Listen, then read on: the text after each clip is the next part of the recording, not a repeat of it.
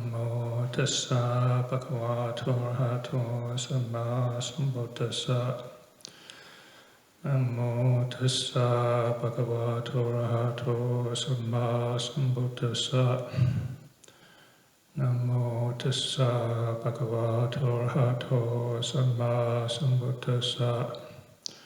Buddhaṃ dhammāṃ saṅghāṃ namasāmi.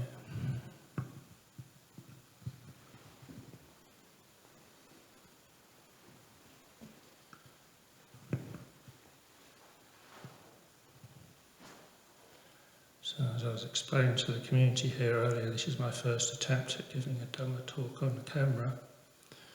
So I've been very resistant to this particular media, not wanting to become some kind of TV Ajahn. But things have come together to motivate me to give it a try. So here we go.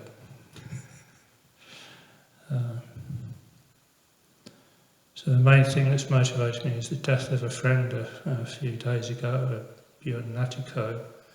We were fellow monks at Chithurst together about 20 years ago. And also the fact that a talk about death rather fits with this stage of the meditation retreat, having talked about mindfulness of the body.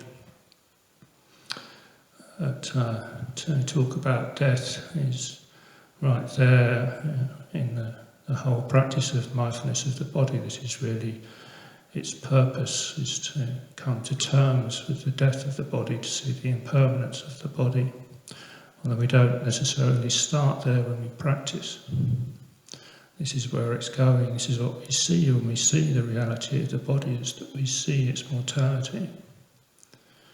And this is something that's rarely talked about, and the implications of this are rarely talked about. So much of Buddhist practice these days seems to skirt right round the issue, because it skirts right round the first foundation of mindfulness of the body, and goes straight to feeling, like the feelings of the body. So let's be aware of our body. There are all these feelings there, aren't they? Of course, there are nice feelings. Of course, these feelings are important, and yet if we get caught into those feelings and all the stories around them, we can miss the reality of the body.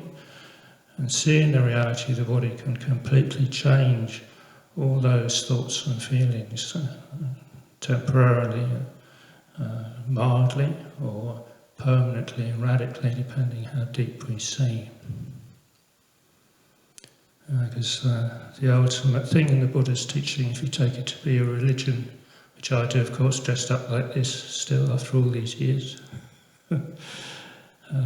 is that we claim to have something to approach this question of death and mortality of the body.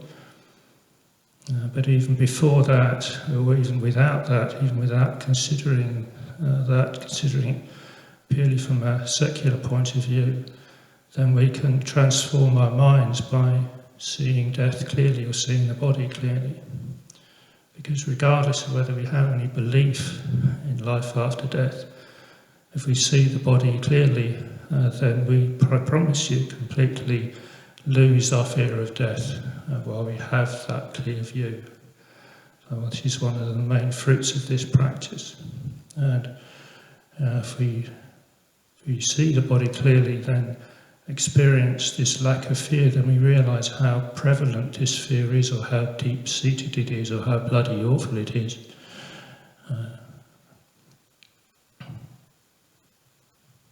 And what a joy it is to be free from it. So I'm coming at this having been a psychologist and then a physiotherapist working in hospitals, and not just as a monk. So I started off studying the mind, and then realised the importance of the body, or actually began to come to see the body myself, and doing Tai Chi. I had an experience of seeing into my body doing Tai Chi, and the mind went extremely peaceful. This was a very radical experience, the significance of which I didn't really realised for many years until I went to Thailand and explained to me the significance of that experience of seeing inside your own body and letting go of the body. This is where the practice can go, and yet before that, coming to terms with death, and luckily there's some psychological research on this now, it's the thing that everybody believes these days it seems, that if we think about death, and we think about death in the right way, then we're happier people than if we don't think about death at all. We just ignore the fact and get on with our lives. It's a very interesting fact, I think. That we can be happier people in our lives just thinking about death in the right way. This is very important to see that we have to do this in the right way and at the right time.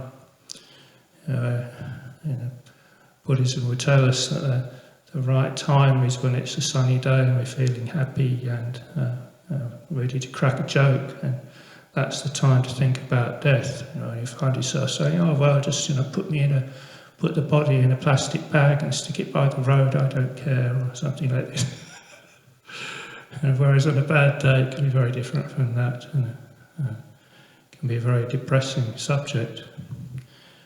So if you get used to the subject on a good day or when the mind is peaceful, always a recommendation is to watch these videos or listen to these Dhamma talks when the mind is peaceful after meditation. Notice how important that can be, finding the right moment to listen to something.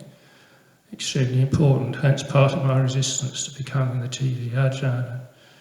Wondering if people are going to be chomping at the crisps or something, or while they're listening to the Dhamma talk, or breaking the atmosphere or the stillness of mind it can take to listen to this kind of fact.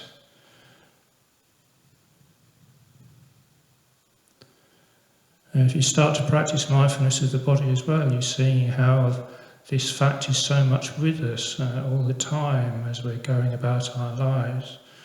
Is I would argue that whenever our body is absent in the mind, we're just stuck in the mind in some way or other, and don't realise that we've got a body, and then for that moment we're in a kind of fairy tale land.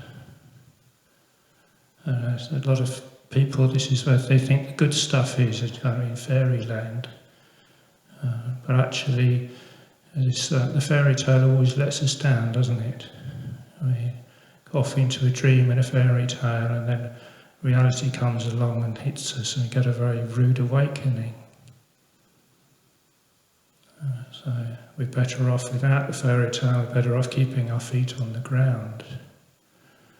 And then actually, if we do this, we practice meditation, then the fairy tale can come to us actually. We don't go into the fairy tale.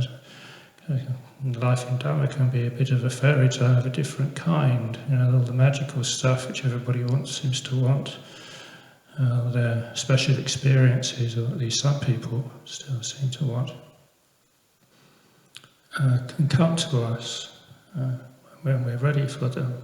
In fact, they only come to us when we're ready for them. They don't come to us if we go out looking for them. They come to us when we're ready and we've got our feet on the ground.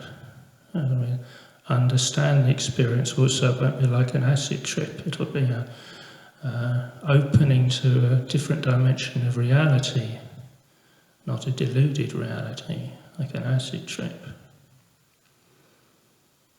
But I would argue that if we don't have our bodies with us and we don't have our feet on the ground, then we're living in a bit of an acid trip. And we're going to go up and down, like the acid trip does. You won't recognise any refuge, clarity and steadiness of mind, which this is where all the good stuff is.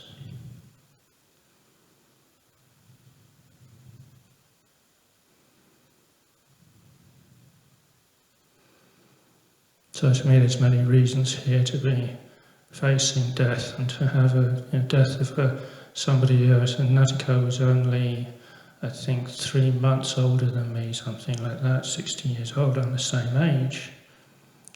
another reason why it's a significant event in my life, a motivating event in my life. I'm trying to get round to something, isn't it? And getting round to giving a talk on a video and trying to get away from it all these months through COVID. How many times have I tried to get away from things I can't, I lose count. I'll try that tomorrow. And then life's slipping me by.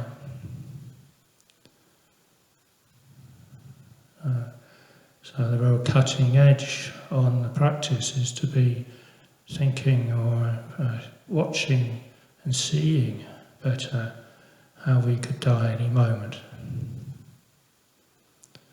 Watching the breath as we're sitting here meditating.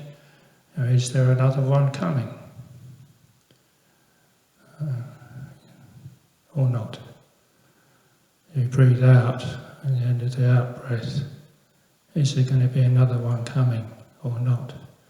That's the real cutting edge on mindfulness of breathing. If we can get there, be steady enough to get there. Yeah, open up to that, see that. And then we'll be living right in the moment. We'll have a critical edge on it. We're totally awake in the moment. We think it might be our last.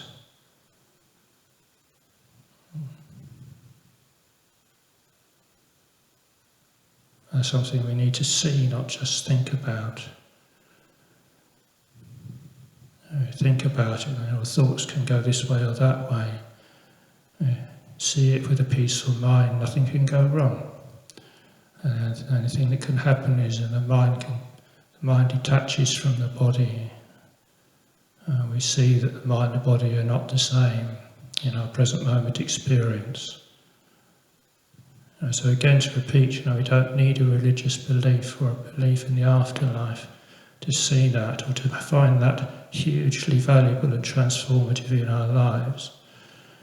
But of course it can mean that some of us will have the faith that that element that lets go of the body is the deathless element, amadha dhamma.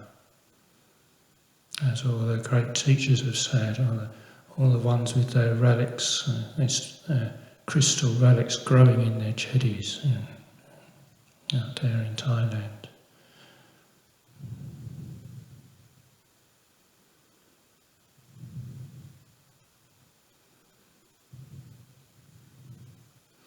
So this is what we can be developing on a meditation retreat like this, as carrying this body around with us like a corpse. This is what we see the body as in Buddhism, the flesh and blood. This is carrying this flesh and blood around with us.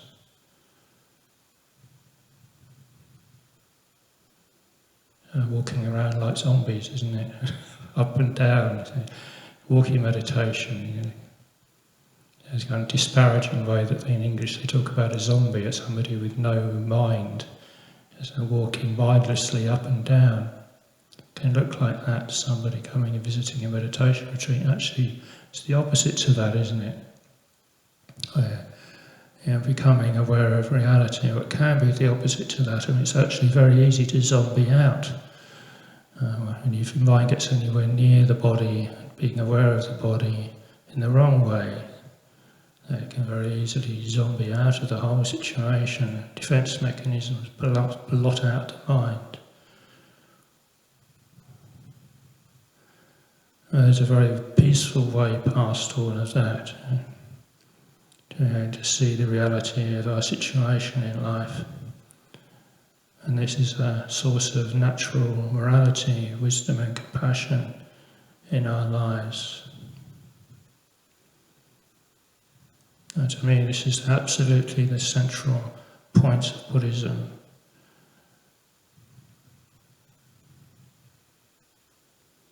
This is why I became a Buddhist, is this. How I stayed one was all the hospital work, seeing all of this. So I can't just skirt around it and get new agey about it.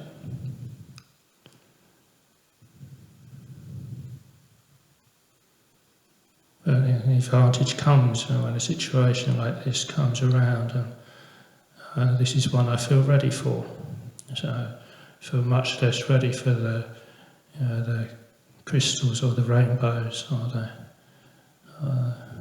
the alternative therapy or all these other accoutrements that seem to have taken over Buddhist practice in so many ways. So I feel much less ready for that than I feel ready for this. Yeah, so it's hard to be outspoken on this one. So at the first retreat I taught Tamaravati, I was fired up about everything. I gave a 3-hour talk, and the first half an hour of the talk was about death and all my experience in hospitals. And I looked out there at the people listening, and several people were crying at all the stories that I told, people dying in tragic circumstances in the hospital. And so I spent the next 2.5 hours trying to cheer everybody up, telling them stories about great monks and samadhi and jhanas and the deathless and the relics of the arahants in the chedis in Thailand, and it's growing and multiplying, and how incredible it is, and how they're showing everyone the deathless, all to cheer everybody up. Yeah. Giving a talk to a camera, I can want to do the same thing, not knowing and not be able to see anybody. It's the other reason I've been avoiding this. You're not getting much of a feedback on what you're saying, is it? Rely on a face or two to show me the reaction. Luckily I've got Roman over there at least. And Tom, a couple of smiles, keeps me going. Reassure me, you haven't dropped into the depths of despair at the very mention of death. But some people do, right? It's a real taboo in this culture, actually, more so than England. We mention death, and all of a sudden the room goes black. Everyone looks at the floor. And people have said to me, death, nobody wants to think about that, do they? There's nothing we can do about that, is there? Maybe there isn't anything we can do about the fact that this body's going to die, but there's something maybe we need to do with our minds concerning that. And concerning buying people, you need to be there when somebody's dying. It's not that the job's over, and so my other role here in this country is as a hospital chaplain. Just getting started, trying to develop this one, trying to encourage people to stay with it, nurses to stay with it and not see the job is done when somebody's dying. But the importance of carrying that person and their relatives through that event, which is huge, isn't it? The death of a relative can be a huge thing in people's minds, or the death of a friend. If it's not managed properly, it can be a major trauma in people's lives. It's not something we can just ignore and run away from.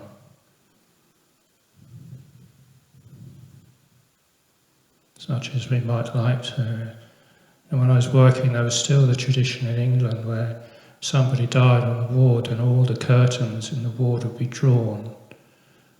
And then the bed would be cleared, the more people from the morgue would come and take the body away. And then the curtains would be opened and the body would have miraculously disappeared. And then usually the nurses would come round with tea and biscuits. The pace of the nursing would go up a notch, everyone would run around a bit for a while, and nothing would be said. Still the tradition or flavour of it. So thankfully the hospice movement, which I think is one of the most marvellous things on the planet, is something that's changed that. Thankfully, with the AIDS epidemic hitting San Francisco, money poured into the Zen hospice in San Francisco, And I think in England, in my opinion, the people learnt two things. They learnt how to look after the dying, and also I think learnt that gay people love each other, and it's not just some kind of perverse thing that gay people love each other. It's the amount of care given to people dying of AIDS in the Zen hospice in California.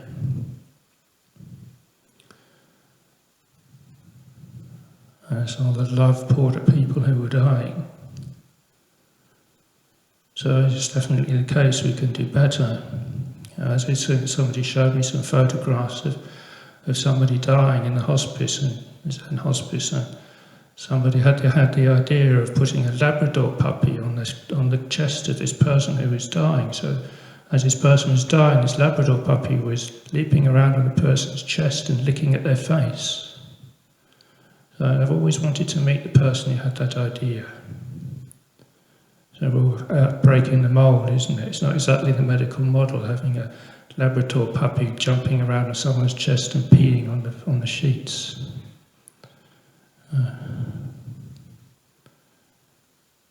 That must have come right out of love, isn't it? Not out of not out of science.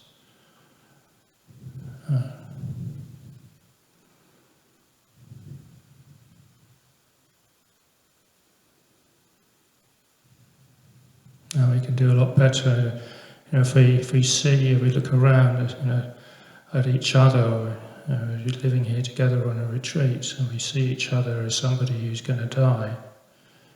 And then this can change our perception of each other, generate love for each other, compassion for each other, as well as the wisdom that can let go and be peaceful with the whole affair. These two things come completely together, thankfully enough.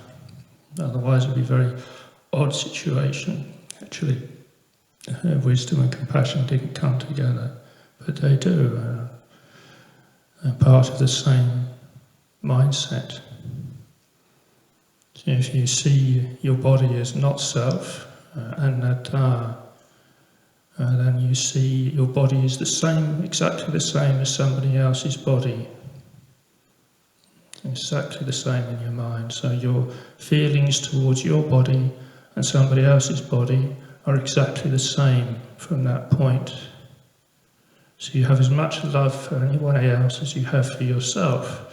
It's purely because you want to look after their body as much as you want to look after your own. That's how natural it is. Just with the right perception. Anatta perception. Yeah, seeing that the body still affects the mind, so not a dissociated state, one that has concern for the pain still experienced by the mind.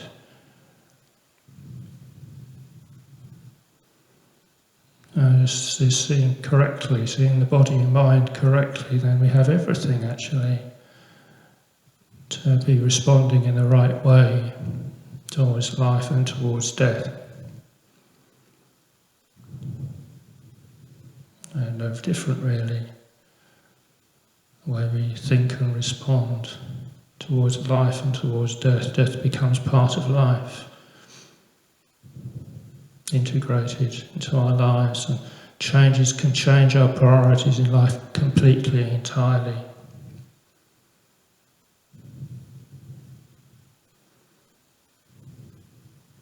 So what would we do today if it was our last day? Our last evening? What would we say to each other? You didn't wash that thing up properly. You're a lousy only Garrica.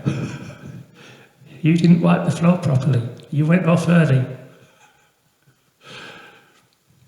Is that what you'd say if it was your last evening? I don't think so, isn't it? That's what I'd say anyway.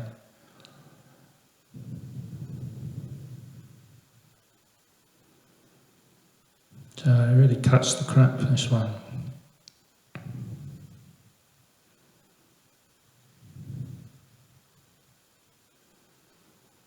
there's always a sense of rather relishing the situation where death and Buddhism come together.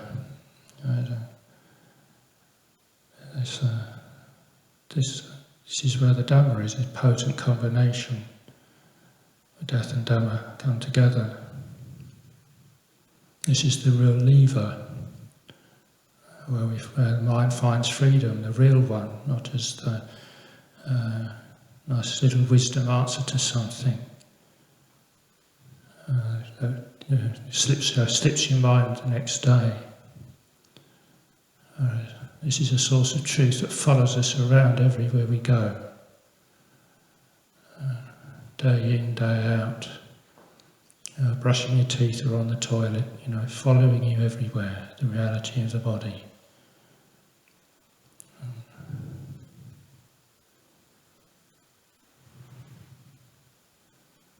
Of course, there's the reason why we shut this out is because it's kind of whispering death, death, isn't it? You see the body clearly, a little whisper there. Sickness. Reality's right there, isn't it? It's in these simple, real things that we're doing. That's why it's so difficult to pay attention to these things. How boring they are, I suppose.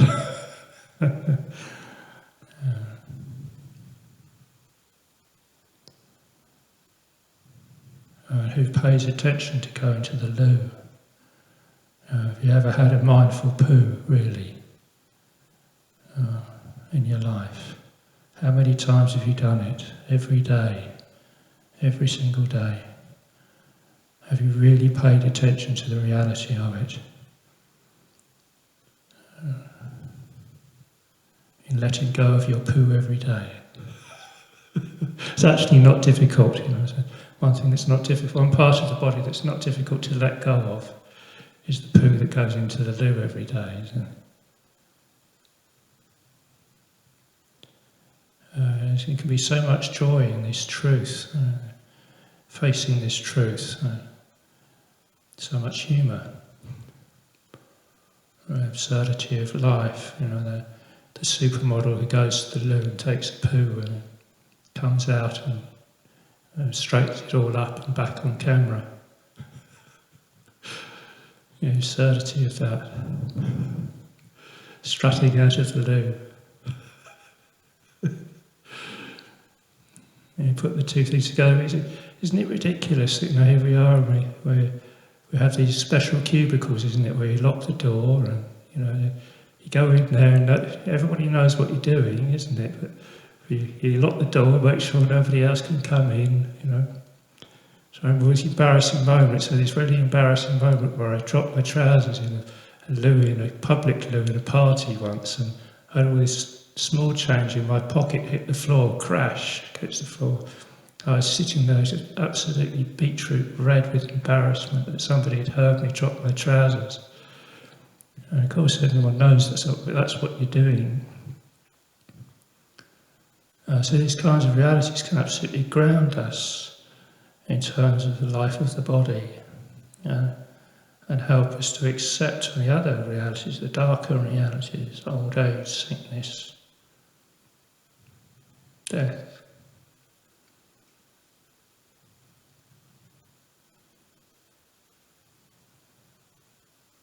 If we can keep our dignity wiping our bum, then we can keep our dignity dying, I would say.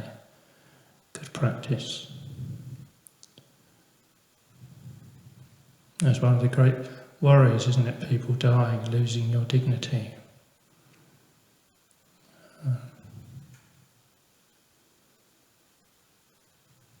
So many worries, unfounded worries, and most of them, thankfully, due to places like the Zen hospice, can really look after you through the whole thing. The people working there growing out of the experience spiritually, desperate to look after somebody, desperate for somebody who's got the courage to go there and go through the whole thing, not as a standard or you've got to be conscious until you go. But for somebody who really wants to do that,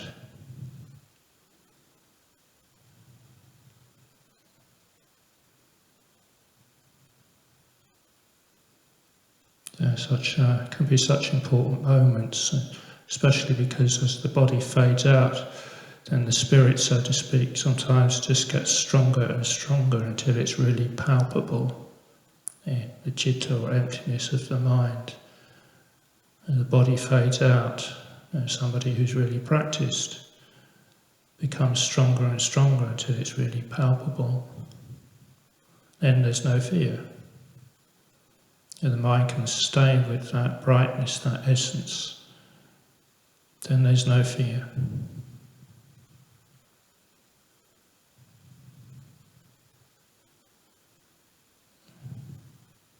No suffering. Could be pain, but no suffering. And how marvellous that is for the person, but even more marvellous probably for their relatives there at the bedside, or the friends. They can witness somebody overcoming their pain and suffering, letting go of their pain and their suffering, entering into that brightness of mind. So they witness that, see that person with no fear, so they're not going to have any fear when their time comes.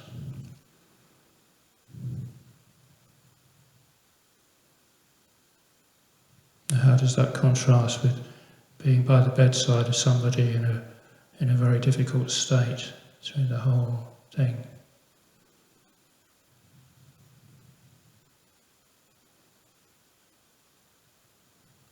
And so we can have an obligation to the people who come after us to try and get it together and die well for their sake. Set an example.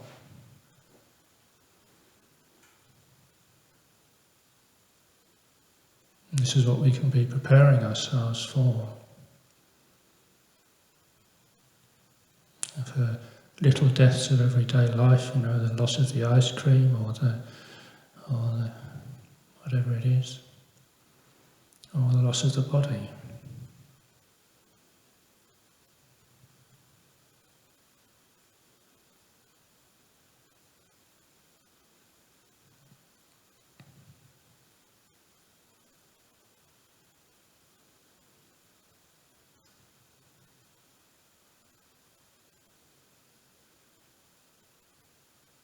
Here we are as human beings. Everywhere we walk, everywhere we sit, everywhere we lie down. Yet how many people really notice it? How many people are really living consciously and listening to their lives? Listening to their situation as human beings with a body, isn't it? Yeah. Quite central to our existence, isn't it, the body?